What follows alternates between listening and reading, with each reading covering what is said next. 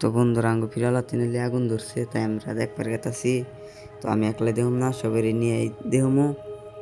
তো আমরা গেতাছি, পুরা ঘুমাইছিলাম, ঘুমে পুরা উঠছি। উঠে নিয়ে রাজিবুল দেখি আমার ডাক পারতাছে।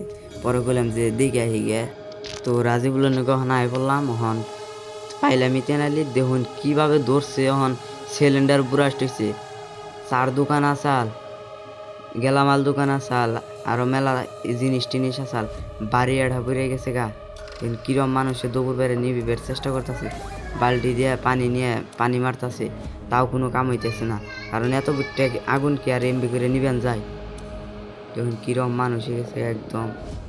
ভাই আগুনটা ধরছে এক দণ্ডে, কিরম মানুষ হয়ে গেছে গা। তো দেখুন কিরম আগুন ধরছে।